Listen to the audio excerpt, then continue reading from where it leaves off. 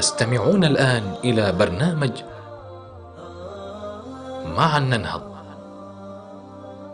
مع فضيلة الشيخ الدكتور حسن سلمان.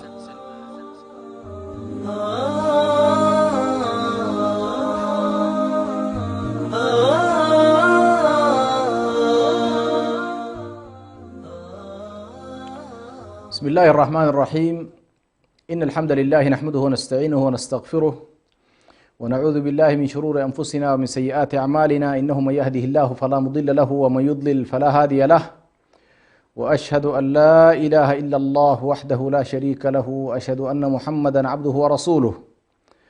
المستمعون الأعزاء، السلام عليكم ورحمة الله وبركاته، ومع برنامجكم الأسبوعي معا ننهض، وتحت عنوان مقومات التصور الإسلامي، وهذه الحلقة هي الحلقة 16، ونتناول فيها ما كنا قد بدأناه في الحلقات السابقة حول التطور التشريعي من خلال الوقفات الموجزة والمختصرة حول الأنبياء والرسل الذين بعثهم الله سبحانه وتعالى لهداية الناس ولحمل رسالته ولبيان آيات الله سبحانه وتعالى.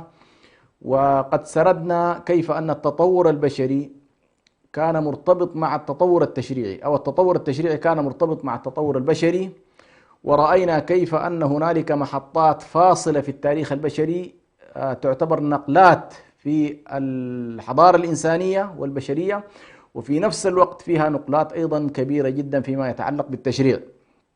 تحدثنا عن آدم عليه السلام ونوح عليه السلام وهود وصالح، وتحدثنا كذلك عن إبراهيم عليه السلام، واعتبرنا أن نقطة إبراهيم عليه السلام، محطة إبراهيم تعتبر محطة فاصلة في التاريخ البشري، وتصنف أنها ملة. الله سبحانه وتعالى قال ملة أبيكم إبراهيم، وهذه الحالة، هذا التوصيف في إطار الدين مسألة له دلالاته على كل. نحن الآن أشرنا في الحالة الإبراهيمية بأن من تاريخ بعثة إبراهيم عليه السلام بدأت حالة التلاحم أو حالة الصدام والمدافعة مع السلطة ومع الملك ومع الدولة. ما قبلها لم يشير القرآن الكريم إلى هذه المسألة. صحيح كانت هنالك إشارات إلى الملأ وإلى الزعامات التي تعبر عن حالة الملأ، ولكن لم يشير القرآن الكريم إلى منطق الملك. وربما نلاحظ بأن إبراهيم عليه السلام يكاد يكون أوائل الرسل الذين استخدم معهم هذا التعبير القرآني، وتعبير القرآن الكريم عن السلطة وعن الدولة يعبر عنها بالملك. ألم تر إلى الذي حاج إبراهيم في ربه أن آتاه الله الملك. إذن إبراهيم بدأ في مواجهة مجتمعية من خلال الأصنام والحالة العقائدية الفاسدة، وبدأ أيضا في مشكلة مع السلطة السياسية اللي كانت قائمة في ذلك الوقت. ألم تر إلى الذي حاج إبراهيم في ربه أن آتاه الله الملك إذ قال إبراهيم ربي الذي يحيي ويميت قال أنا أحيي وأميت. قال إبراهيم فإن الله يأتي بالشمس من المشرق فأتي بها من المغرب فبهت الذي كفر والله لا يهدي القوم الظالمين. فالشاهد أن مصطلح الملك ارتبط، أو أول استخدام له أو أول استعمال له في القرآن أو أول ورود له في القرآن الكريم نجده مع إبراهيم حسب متابعتي. وهذه المسألة لها دلالات على كل، كيف أن الديانة بدأت، أو الظاهرة الدينية بدأت باعتبارها أحوال عادية جدا، ولكنها تطورت مع البشرية. فلما بلغت البشرية تأسيس السلطة وتأسيس الولاية وتأسيس الملك، أيضا دخل الرسل في هذه الحالة. وذكرنا بعد ذلك كيف أن كل حالة من حالات الرسل كانت أيضا تسعى لإصلاح ظاهرة معينة. فهود عليه السلام ارتبط بمسألة الاستكبار والقوة واستخدام القوة والتكبر في الأرض، وصالح عليه السلام كذلك هذه المسألة ومعها أيضا قضية الإفساد في الأرض.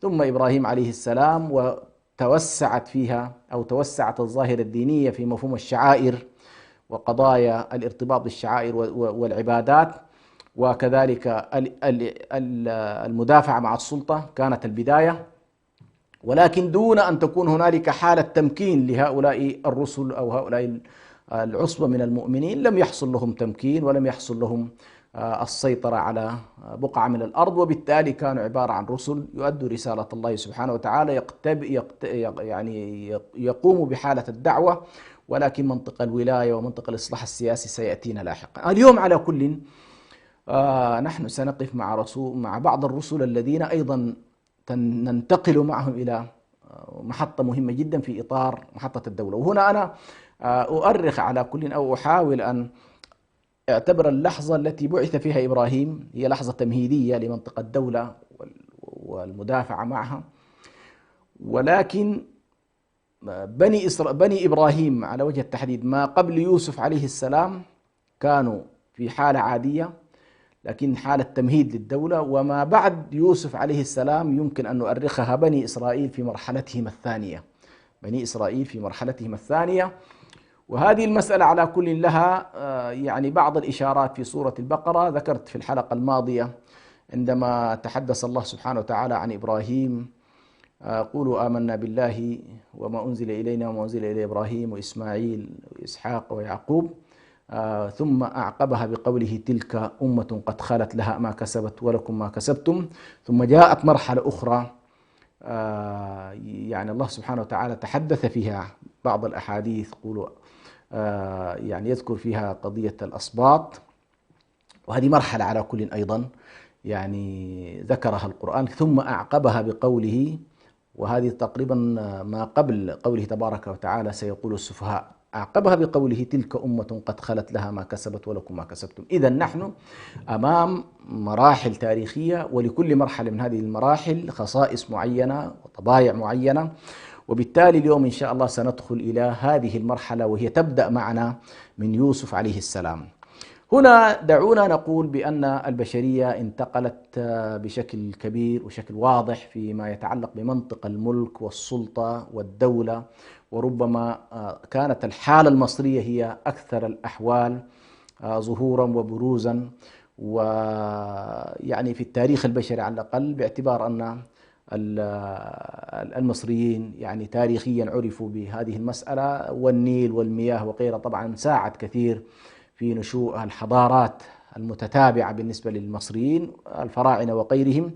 ولكن هنا نحن في إطار التطور الديني سنلاحظ أن منطقة الدولة، الملك، منطقة الوزير، وجود السجون ووجود المعتقلات، هذا على كل يرتبط بشكل مباشر في الدولة المصرية الفرعونية.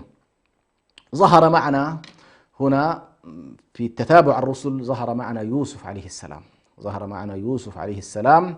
ولاحظوا معي الآن بدأت القضية ترتبط بمسألة الدولة، وأنا حقيقة أسوق كل هذه الحلقات لأصل إلى مسألة معينة ومسألة مهمة، وهي يكاد الجدل الكبير الذي الآن تدخل فيه الحالة في منطقتنا العربية والإسلامية في جدل العلمانية والإسلام، وجدل العلاقة بين الدين والدولة. هذه المسألة إذا لم نستطع أن نستصحب معنا هذا التاريخ البشري والرسل وتتابع الرسل وكيف تطور الخطاب الديني وكيف دخل في عمق الظاهرة السياسية، لن نستطيع أن نستوعب هذه المسألة. وبالتالي الحديث عن فصل الظاهرة الدينية عن الظاهرة السياسية سنلاحظ أنه نوع من العبث في إطار التجربة البشرية. فعلى كل، يوسف عليه السلام كانت قضية ظهرت معه قضية الابتلاء ومسألة العفة والإصلاح الاقتصادي والمشاركة السياسية المحدودة في ظل دولة غير إسلامية أو دولة ليست متوافقة على الأقل مع طبيعة يوسف عليه السلام النبي الرسول الذي يحمل رسالة الله سبحانه وتعالى.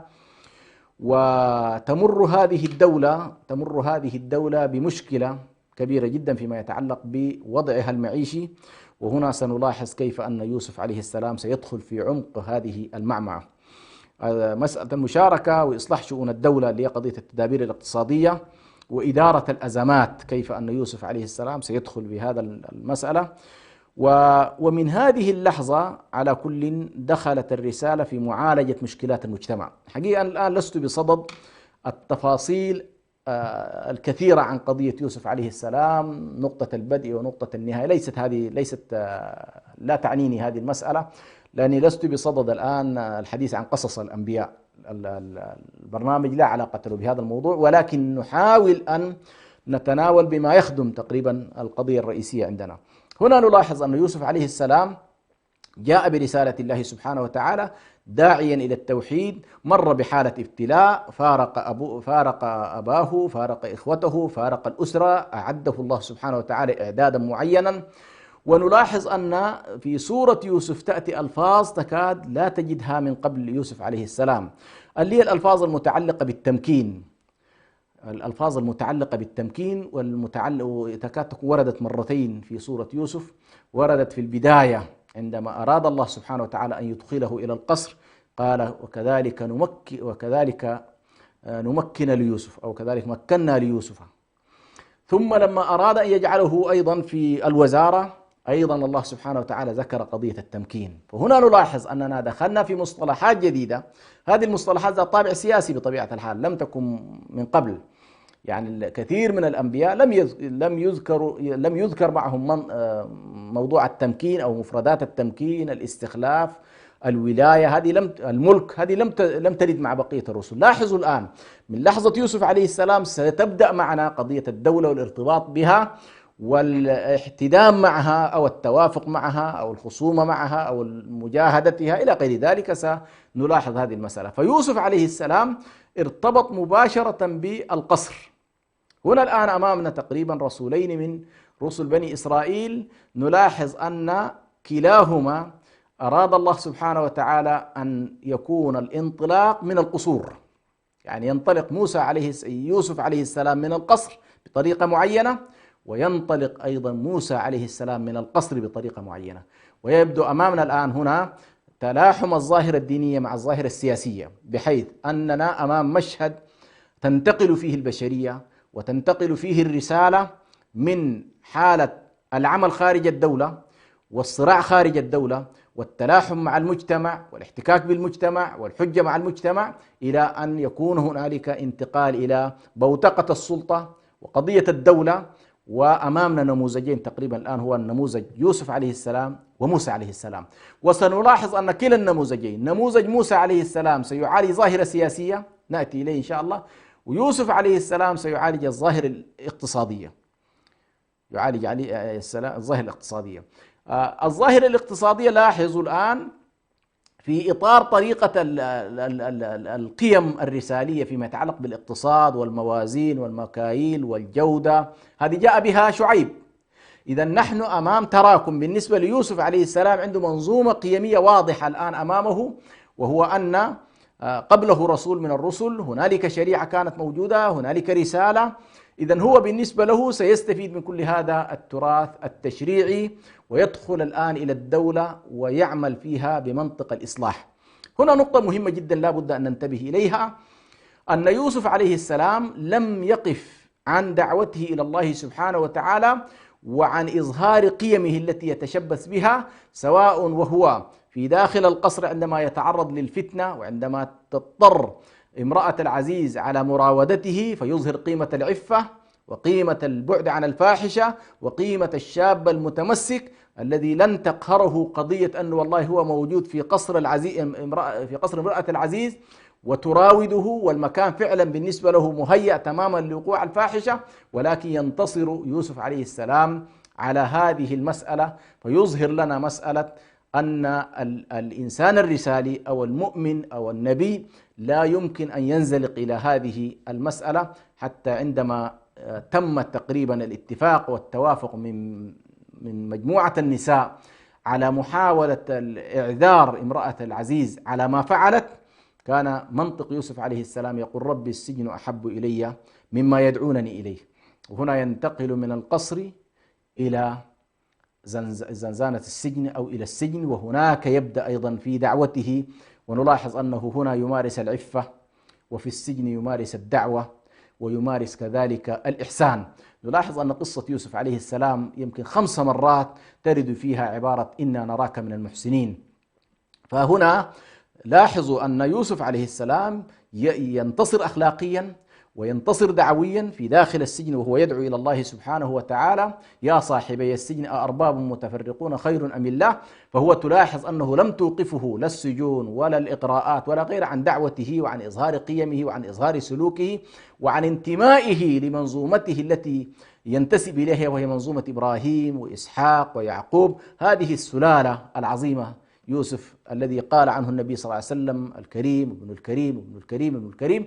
لم نجد هذه السلالة بهذا الشكل إلا في يوسف عليه السلام. إذا نحن أمام ظاهرة جديدة يبدأ فيها الداعي إلى الله سبحانه وتعالى في تهيئة من الله عز وجل، يهيئ رسوله في السجن وفي قصر العزيز، ثم تتاح له الفرص على كل مع تهيئة الله سبحانه وتعالى له، ويتمر في هذه اللحظة التي هو في السجن يعني تحصل حادثة الرؤية المنامية لملك مصر، ويرى فيها طبعا المشكلة والأزمة، ويكون التأويل عند يوسف عليه السلام عندما يؤول هذا المنام أو يعبر هذا المنام، ثم بعد ذلك هذه الحالة تؤهله لأن يمسك بمفاصل الاقتصاد لإدارة أزمة الاقتصاد أو الأزمة الاقتصادية التي كانت يمكن أن تمر بها مصر. وهنا مسألة مهمة جدا، أن يوسف عليه السلام عرض نفسه، وهنا طبعا في دولة هو ليس فيها الرجل الأعلى وليس فيها هو الشخص الأساسي، ولكن هو مواطن من المواطنين وعاش ضمن منظومة القصر، وعرف بعفته وعرف بأخلاقه وعرف بإحسانه وعرف بسمعته. أهلته هذه المسألة إلى أن يكون مواطنا تلتفت إليه الدولة ضمن المواطنين، حتى ولو كان دينه مختلف عن دينها ونمطه مختلف عن نمطها، ولكن بالنسبة لهم مواطن على الأقل يمكن أن يؤدي في إطار هذه الدولة. وهنا طبعا بطبيعة الحال لم تكن الدولة دولة إقصائية، ولم تحاول أن تصنفه بأنه والله هذا الشخص غير مرغوب فيه، لا، الدولة فيها إلى حد ما إمكانية لأن يعمل. فعرض على كل يوسف عليه السلام، عرض خبراته وعرض إمكاناته، فتكلم عن وصفين أساسيين: إني حفيظ عليم. حفيظ عليم، فهو له العلم وله الأمانة، فهو من ناحية عنده العلم والخبرة وعنده علم التأويل وعنده علم النبوات، وهو العلم هنا إشارة إلى النبوة والحفظ إشارة إلى الرسالة، فهو على كل نبي ورسول، وبالتالي عنده من القيم ما تؤهله أن يكون مسؤولا. فكلف على كل بدائرة الشؤون المالية أو الاقتصاد ليدير اقتصاد مصر، وهنا صار عزيز مصر، وهنالك بطبيعة الحال ملك مصر. فهنا نلاحظ أننا دخلنا في نمط من أنماط التعاطي مع الدولة، وهنا طبعا هذا النوع من المنهاج: لكل جعلنا منكم شرعة ومنهاجا، على كل سلكه رسول من الرسل وهو يوسف عليه السلام، ليتعامل بعملية الإصلاح الاقتصادي لقوم هو واحد منهم، لكن ليسوا هم كلهم مسلمين ولا كلهم مؤمنين. وهذه مسألة مهمة جدا. سنلاحظ أن الرسل يتعاملون بمنطق الإصلاح وبمنطق بذل الخير وبمنطق نفع الناس حتى لو لم يكن الناس على دينهم، فهم يتعاملون بهذا المنطق. وهذه مسألة ربما يعني يحتاج إليها الإسلاميون ويحتاج إليها المسلمون بشكل عام، في أنك أنت كيف تستطيع أن تنفع حيثما كنت، كيف تستطيع أن تظهر قيمك، كيف تستطيع أن تتعامل في أي دولة أنت فيها بأن والله يشار إليك بالبنان بأن والله هذه أخلاقيات المسلم في أمانته، في علمه، في عفته، في قوته، في نفعه للناس، في أنه يتعاطى بشكل إيجابي مع الموقع الذي يكون فيه. فهذه على كل الحالة التي ربما نستفيدها من يوسف عليه السلام. ويوسف عليه السلام يشير القرآن الكريم بأن المجتمع لم يكن مجتمعا كله على دين يوسف عليه السلام، حتى الله سبحانه وتعالى في سورة غافر يقول: حتى إذا هلك قلتم لن يبعث الله من بعده رسولا، ولن يبعث الله من بعده رسولا. فبعد موته المجتمع كان عادي، يعني منهم من يؤمن بيوسف ومنهم من لا يؤمن به، بل ربما الذين لا يؤمنون به أكثر، ولكنه تولى على الأقل موقع مهم جدا وأدار في داخل هذه الدولة من خلال فعل الخير وبذل النفع للناس. وبهذا نلاحظ الفارق ما بين، وهنا طبعا من هذه اللحظة دعونا نقول بأن من لحظة يوسف عليه السلام ارتبط بنو إسرائيل بسياسة الأنبياء، ولذلك النبي صلى الله عليه وسلم يقول: كانت بنو إسرائيل تسوسهم الأنبياء، يعني ارتبطت السياسة بالنبوة، ارتبطت السياسة بالنبوة، أي الذين يتصدرون المشهد السياسي لبني إسرائيل في تحريرهم وفي إدارة اقتصادهم وفي مقاومة أعدائهم وفي إرشادهم وفي إقامة ولايتهم كان الأنبياء. كانت بنو إسرائيل تسوسهم الأنبياء. هذه المسألة مسألة مهمة جدا في إطار الظاهرة الدينية وعلاقتها بالسلطة، أو الظاهرة الدينية وعلاقتها بالسياسة، حتى لا يتصور الناس بأن هذه المسألة مسألة يمكن ببساطة التخلص عنها أو الخروج عليها. إذن بنو إسرائيل من لحظة يوسف عليه السلام ارتبطوا بمسألة السياسة وارتبطوا بمسألة الولاية، وكان يوسف عليه السلام متصدر لهذا المشهد من خلال دخوله في الدولة وأجهزة الدولة، وما يمكن أن يسمى الآن بقضية التكنوقراط، وكيف أن الشخص الكفو والمقتدر يعمل ضمن دولة في إطار المتاح له. وبطبيعة الحال كما يقول شيخ الإسلام ابن تيمية عليه رحمة الله، لم يكن يوسف عليه السلام بطبيعة الحال متاح له أن يفعل كل شيء، ولكن كان متاح له أن يعمل في ولايته ما يستطيع وما لا يتصادم على الأقل مع منطق السلطة العليا بالنسبة له. وبالتالي كثير من الناس من المسلمين ربما تتاح لهم الفرصة في أن يعطوا، في أن يصلحوا بحسب الإمكان،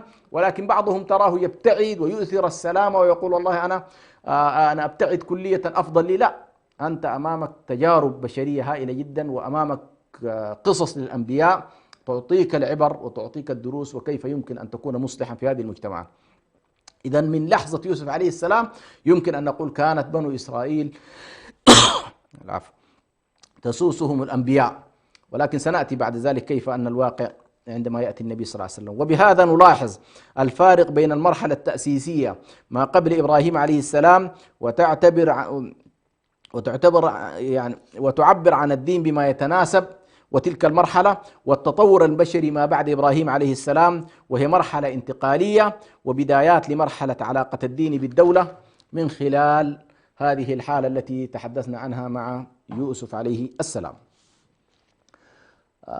بنو إسرائيل على كل مع دخول يوسف عليه السلام ودخول يعقوب ودخول الأسباط إخوان يوسف عليه السلام ارتبطوا مع الدولة في مصر. وبطبيعة الحال الدولة كانت مستمرة، وكان يأتي إليها يعني حاكم ورا حاكم، فرعون ورا فرعون، فتشكلت على كل بنية لبني إسرائيل داخل مصر. وفي إطار هذا التواجد داخل مصر أحيانا في سلطة تكون معهم، في سلطة تكون ضدهم. دعونا نخرج إن شاء الله فاصل ونعود إليكم بعد قليل، فلا تذهبوا بعيدا.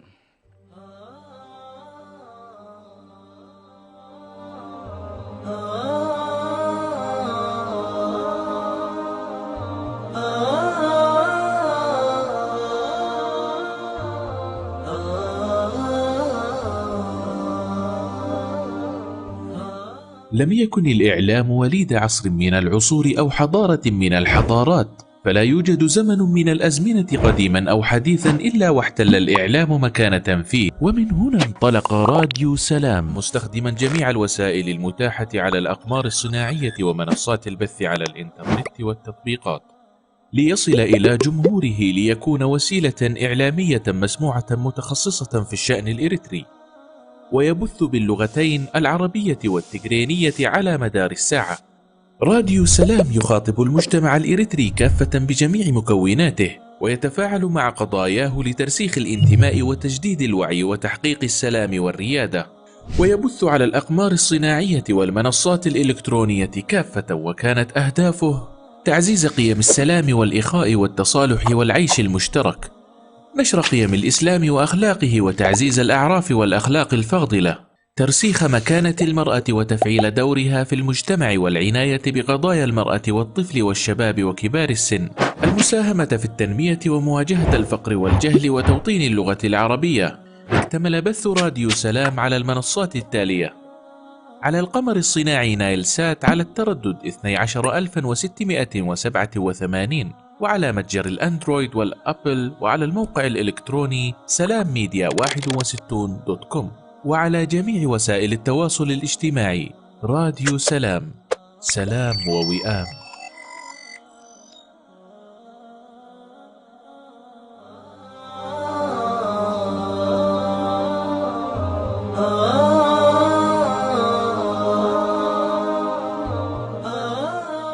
تستمعون الآن إلى برنامج معا ننهض مع فضيلة الشيخ الدكتور حسن سلمان.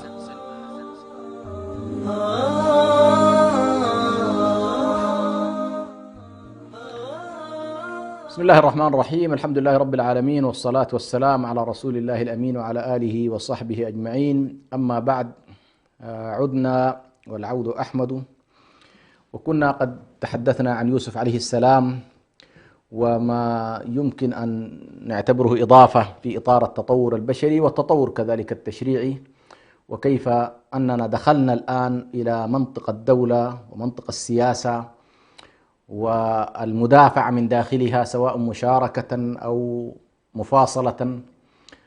كل ذلك على كل سنمر عليه إن شاء الله. وهنا لاحظنا بأن من لحظة دخول يوسف عليه السلام إلى مصر والتحاق أسرته به، وهو حينها كان خلاص يعني عزيز مصر، ارتبطت الأسرة، أسرة بني إسرائيل، وتوسعت الأسرة، وكانت مرتبطة مع واحدة من الأسر الحاكمة في اللحظة هذه التاريخية. لكن بعد فترة من الزمن، ومع تحول الرموز القيادية وتحول الحالة المصرية من فرعون إلى فرعون، جاء الفترة التي كان فيها موسى عليه السلام. كان هنالك الفرعون المذكور في القرآن الكريم، وهو طبعا يسموه رمسيس. هذا الرجل كان شكل مشكلة في ذلك الوقت بالنسبة لمصر، يحكيها القرآن الكريم بقوله: إن فرعون، أعوذ بالله من الشيطان الرجيم، إن فرعون علا في الأرض وجعل أهلها شيعا يستضعف طائفة منهم يذبح أبناءهم ويستحيي نساءهم إنه كان من المفسدين. إذا نحن أمام مشكلة العلو والإفساد على رأس سلطة سياسية. هنا الآن لسنا على ملأ أو قبيلة أو قومية معينة وتتحكم في بقية، لا، هنا منطق تحولنا إلى حالة الدولة التي على رأسها حاكم، على رأسها ملك. وكان المصريين يسموا كل ما يأتي على رأس السلطة فرعون. والمشكلة بالنسبة لنا هي طغيان الدولة واستبدادها، والعلو في الأرض، والإفساد وتقسيم المجتمع ما بين مستضعف وما بين مستعلي. وهنالك طائفة أو مجموعة بني إسرائيل ضمن الفئات المستضعفة الملاحقة. فنحن إذن أمام سلطة مستبدة قاهرة لشعبها، تمزق الشعب، تفتته لتتحكم عليه. يعني هذه طبيعة السلطة. هنالك إرادة إلهية، وهذا هو طبيعة التشريع الآن الذي يجب أن ننتبه إليه، وهي مباشرة بعد هذه الآية إن فرعون علا في الأرض، بعدها مباشرة يأتي قول الله سبحانه وتعالى: ونريد أن نمن على الذين استضعفوا في الأرض ونجعلهم أئمة ونجعلهم الوارثين ونمكن لهم في الأرض ونري فرعون وهامان وجنودهما ما كانوا يحذرون منهم ما كانوا يحذرون. طيب، إذن هنا لاحظوا الآن لفظة التمكين وردت مع يوسف عليه السلام.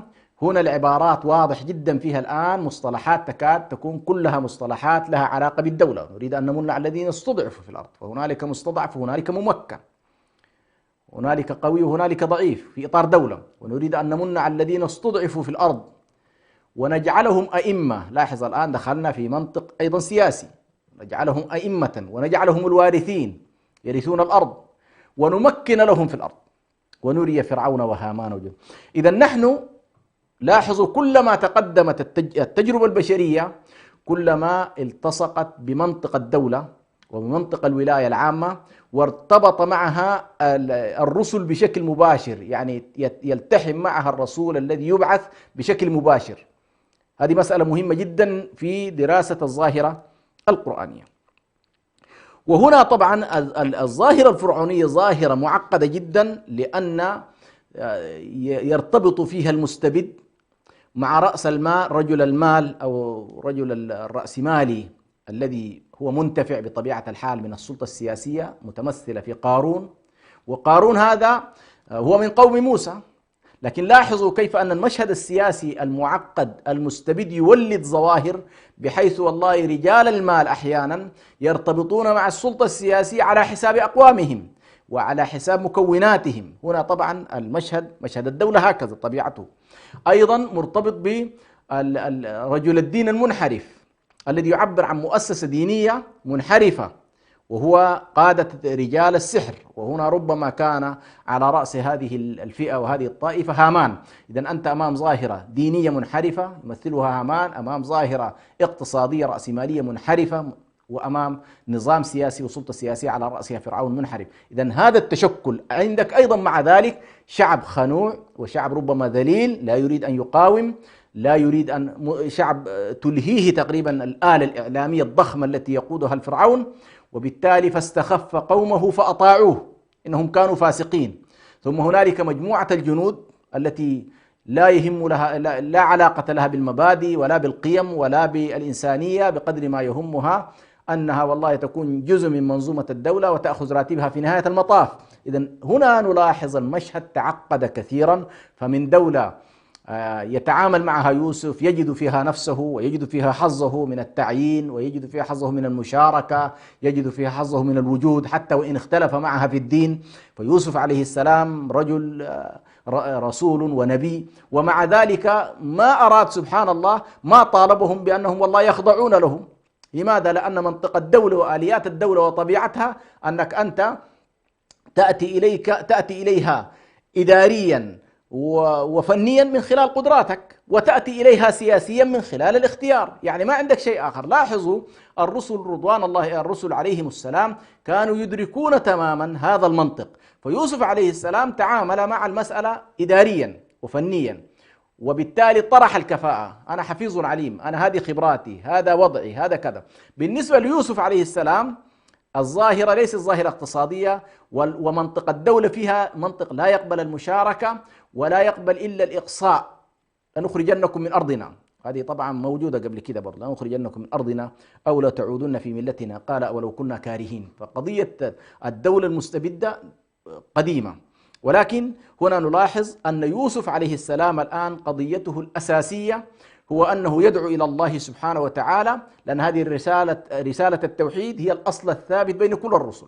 ولكن من خلال حالة التوحيد، من خلال كلمة لا إله إلا الله، يدخل بعد ذلك في المشكلة التي يريد أن يعالجها، سواء كانت مشكلة اجتماعية، مشكلة سياسية، مشكلة أخلاقية، مشكلة اقتصادية. لا بد أن يدخل من خلال حالة الرؤية الدينية، يدخل إلى حالة الإصلاح، وهنا التداخل. لكن هنا طبعا الحساسية أين تكمن بالنسبة لموسى عليه السلام؟ موسى عليه السلام مكلف بأن يدعو فرعون إلى كلمة الله سبحانه وتعالى: اذهب إلى فرعون إنه طغى، وهو وأخوه يقول فقولا له قولا لينا لعله يتذكر أو يخشى. فهو من جانب يخاطب فرعون بأن يقول له قل لا إله إلا الله، وأن يهديه إلى الله سبحانه وتعالى، وأن يخاطبه بالرسالة، وأن يبين له البينات التي لديه. وفرعون كل هذا مش مستوعب أبدا، لأنه يتصور بأن هذا سحر، أن حالة السحر كانت هي السائدة. على كل هذا جانب. الجانب الثاني مكلف به موسى عليه السلام هو تحرير بني إسرائيل. يعني رسالته تحريرية، لكن عبر إيه؟ عبر لا إله إلا الله أو عبر التوحيد. وهنا يتحول موسى عليه السلام من حالة عادية، من شخص نشأ في قصر فرعون، وطبعا قصته معروفة الآن، لا أريد أن كيف دخل إلى القصر وكيف مر بهذه لكن دعونا نركز فقط فيما يلينا من هذه الجزئية. موسى عليه السلام مهمته تحريرية، مهمته إصلاح السلطة السياسية، مهمته الخروج ببني إسرائيل من مكان إلى مكان، أن أرسل معي بني إسرائيل. فهو مكلف من الله سبحانه وتعالى أن يحرر بني إسرائيل ويخرجهم من مصر ويذهب بهم إلى بيت المقدس. هذه مهمة تحريرية. طبعا بطبيعة الحال الداعي إلى الله سبحانه وتعالى في مثل هذا الموقف بما سيتهم؟ سيتهم بأنه والله سيقوم بحالة انقلاب على الدولة، بأنه يسعى إلى السلطة، وبأنه يريد أن يسقط النظام القائم، وأنه يقوض حال القائم إلى غير ذلك. وفعلا كل هذه الأساليب استخدمها فرعون عليه لعائن الله المتتاليات مع موسى عليه السلام.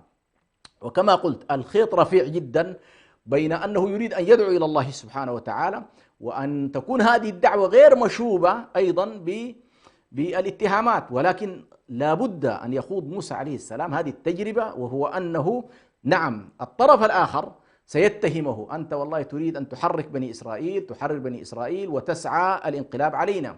وتاريخيا معروف أن هذه الأسرة، أسرة بني إسرائيل، يوم من الأيام اشتركت في سلطة ضمن الحالة اللي كانت قائمة في عهد يوسف عليه السلام. إذن هي أسرة لها خلفية في الملك والحكم والمشاركة وغيرها، وبالتالي فرعون يخشى منها، وخصوصا أن ملكه حسب الرؤى وحسب التأويلات التي جاءته أنه سيفنى ملك فرعون على يد هذه المجموعة وهي بني إسرائيل، ولذلك أعمل فيهم القتل والذبح والتشريد إلى غير ذلك.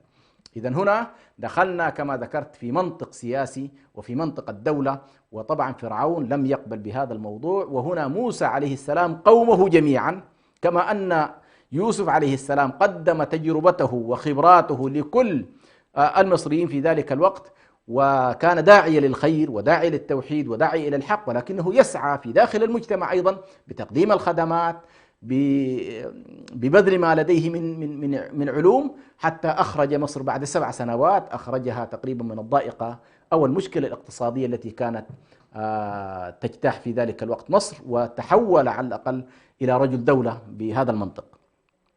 موسى عليه السلام أيضا يريد أن يخرج بني إسرائيل جميعا، وهنا طبعا بني إسرائيل موسى عليه السلام يواجه جملة من المشكلات. يواجه سلطة سياسية قامعة مستبدة لا تؤمن بالحوار، بقدر ما حتى الحوار تحوله أو تجيره لصالحها إذا فتحت أبواب الحوار، كما فتح فرعون طبعا باب الحوار مع موسى، لكنه ما كان يستسلم في كل محطة من المحطات ينتصر فيها موسى عليه السلام، وإلا فرعون يحاول أن يقطع عليه الطريق. والآيات كانت تتتابع حتى جعل الله سبحانه وتعالى لموسى عليه السلام 9 آيات، يعني جعل له 9 آيات، في كل مرة تظهر آية من الآيات، ومع ذلك هم لا يؤمنون، إلى أن حصل أخيرا طبعا وهلك هذا الفرعون. فالشاهد أننا انتقلنا إلى خطاب يواجه سلطة مستبدة، يقارع هذا الفرعون، يقارع الرأسمالية المتحالفة مع السلطة السياسية، يقارع كذلك الحالة الدينية المنحرفة المتمثلة في السحر، يحارب كذلك الظاهرة الإعلامية التي مرتبطة كذلك بحسن البيان أو ما يمكن أن نسميه تزيين الشر إلى غير ذلك من كل ذلك واجهه موسى عليه السلام. وهنا يبرز معنا واضح جدا أن حالة الإصلاح في البشرية لم تكن في أطر محدودة فقط، ولكنها تحولت إلى نظام الدولة المعقد المركب الذي فيه كل هذه القضايا: المستبد، الرأسمالي الظالم، رجل الدين المنحرف، الشرطي أو الجندي الذي لا يتعامل بالقانون، الشعب المتسيب الذي لا يحاول أن يناصر المصلحين. كل ذلك يسعى إليه المصلح ويعيش في معمعته، ويكون موسى عليه السلام ورائد هذه التجربة، ويخرج موسى عليه السلام ببني إسرائيل إلى سيناء ويذهب بهم لينفذ أمر الله سبحانه وتعالى في الدخول إلى بيت المقدس. هنا مسألة مهمة جدا أيضا في التطور التشريعي، يأتي معنا أمرين مهمين: الأمر الأول هو أمر الهجرة، والأمر الثاني هو أمر الجهاد. يعني ما قبل موسى عليه السلام ستلاحظ في أنبياء بني إسرائيل وفي الرسل السابقين، تلاحظ بأن مسألة الهجرة لم تكن مذكورة بشكل كبير، وكذلك مسألة الجهاد والقتال. هنا لأن المسألة هي مسألة تحرير ومسألة دخول من أرض إلى أرض، والله سبحانه وتعالى يريد بني إسرائيل الذين بعث الله سبحانه وتعالى إليهم موسى عليه السلام وهو كليم الله عز وجل، يريد الأرض المقدسة أن تكون تحت سيطرتهم وتحت ملكهم وتحت حكمهم. ولكن نلاحظ أن هذا الشعب المستضعف الذي عانى طويلا تحت الاستبداد والقهر، هنا مسألة مهمة جدا في الظاهرة الدينية والسياسية لا بد للدعاة إلى الله عز وجل أن ينتبهوا إليها، هو خصائص المجتمع الذي يعيش في حالة الاستبداد الطويل. طبعا بنو إسرائيل عاشوا حالة استبداد طويلة جدا، هذه الحالة جعلتهم يحملوا نفسية الإنسان المقهور، الإنسان الذي لا يحب المقاومة، لا يحب الجهاد، لا يحب الكرامة، العزة، دائما تجده كلما تدعوه إلى العلا، كما قال الشاعر حسين موسى، قال: تدعوه إلى العلا فتأبى مهجته ويرجع هاويا بالأرض يلتصق. يعني أنت تحاول أن تشده إلى المعالي، تحاول أن تصعد به لكن هو دائما يشدك فالله سبحانه وتعالى أمر موسى بأن يخاطب قومه بالدخول إلى بيت المقدس، وأمرهم بالقتال، أن هنا إن فيها قوم جبارين الذين ستواجهون قوم جبارين. ولكن هنا طبعا هنا قضايا كثيرة. قصة موسى يا إخوان من أعظم القصص في القرآن الكريم، لا بد من تدبرها بالتفصيل، لكن أنا هنا فقط ما يهمني فيها قضية التشريع، كيف أن التطور التشريعي. هنا لاحظوا وجود مجتمع مستضعف، وهذا المجتمع المستضعف فيه صاحب الخير وصاحب الشر، يعني ليسوا كل بني إسرائيل صاروا مسلمين، وليسوا كل بني إسرائيل أيضا صاروا من أتباع موسى، لا. ستلاحظوا في مصر مثلا منهم من هو مسلم ومنهم من هو ليس مسلم، ومنهم من هو على دين موسى ومنهم من هو ليس على دين موسى، منهم من يحمل موسى عليه السلام تبعات تجربة المقاومة، أوذينا من قبل أن تأتينا ومن بعد ما جئتنا. يعني تصور أنه رسول مصلح قائد تحرري يريد أن يخرجهم من حالة الذل والاستعباد، وإذا بهم هم دائما في مشكلة، أنه والله يرون يا موسى أنت والله صاحب مشكلة، يعني كنا في أذية من قبل أن تأتي وفي أذية بعد أيضا أن أتيت. يخرج بهم من هذه الحالة ويرون آيات الله سبحانه وتعالى، ويرون البحر يشق لهم، ويرون فرعون يهلك، ثم يعدون إلى الطرف الآخر ويذهبون اتجاه فلسطين. ومع ذلك هذه النفسية، نفسية الإنسان المقهور، ما كان لتدخل بهذه النفسية هذه المجموعة إلى بيت المقدس. فلما خاطبهم الله سبحانه وتعالى بأن يجاهدوا في سبيل الله وأن يدخلوا إلى بيت المقدس، كان خطابهم كما عرضه القرآن. قالوا لموسى اذهب أنت وربك فقاتلا، اذهب أنت وربك فقاتلا، إنها هنا قاعدون، نحن لن نذهب معك. وسبحان الله في هذه الحالة لم يكن معه إلا هارون، ويشكو إلى الله سبحانه وتعالى حاله ويقول ربي ليس معي إلا أخي، فيشكو إلى الله سبحانه وتعالى. يدخل بنو إسرائيل في مرحلة التيه. وهنا مسألة درس عظيم جدا، بأن القائد مهما علت رتبته وقيادته وحكمته وصبره وجلده، إذا لم يكن المجتمع الذي يقوده بمستوى حجم القيادة وحجم التحدي، فإن القائد وحده لا يستطيع أن يصنع التغيير. وهنا طبعا يختفي موسى عليه السلام، والقرآن الكريم لا يحكي لنا بعد ذلك، لأن القرآن بطبيعتها أن أي شخص تنتهي مهمته، اللحظة التي تنتهي المهمة يختفي المشهد، هذا الذي لاحظناه. فدخل بنو إسرائيل في التيه 40 عاما يتيهون في الأرض، وهنا في هذا التيه يدخل بنو إسرائيل في حالة التيه، ويدخل جيل 40 سنة طبعا، ويدخل معنا جيل مقاوم، جيل مجاهد، يأتي قائد دون رتبة موسى عليه السلام. فموسى من الرسل أولي العزم، وهو كليم الله سبحانه وتعالى، ولكن الله سبحانه وتعالى يريد لهذا الشعب أن يتهيأ وأن يتربى وأن يكون على قدر الدخول إلى بيت المقدس، وعلى قدر حمل رسالة الله، وعلى حمل مسألة الجهاد. هنا يأتي شخص بعد موسى عليه السلام. هنا على كل دخلنا في المنطق العسكري، منطق المواجهة، منطق الجهاد، منطق الهجرة. وطبعا دي هنا فيها أحكام كثيرة جدا. وستبدأ الآن من هذا التاريخ ستبدأ معنا قضية الجهاد والقتال وإقامة الدولة، ويعني مقاومة المفسدين، وإخراج الناس إلى الجهاد والحشد نحو هذا الاتجاه. هذه كلها على كل الآن قضايا لها علاقة كما ذكرت لكم في موضوع التطور التشريعي. وهنا ستلاحظوا كما ذكرت اكتمل معنا إلى حد كبير منطق الدولة ومطلوبات الدولة، من هجرة، من تشريع، من مقاومة، من مدافعة، من البحث عن الأرض التي تصلح لإقامة الدولة إلى غير ذلك. كل ذلك تقريبا يحكيه القرآن الكريم، وهو ضمن الهدايات التي يسترشد بها المسلمون في كل زمان. ونكتفي بهذا القدر إن شاء الله، ونكمل بإذن الله سبحانه وتعالى في الحلقات القادمة. والسلام عليكم ورحمة الله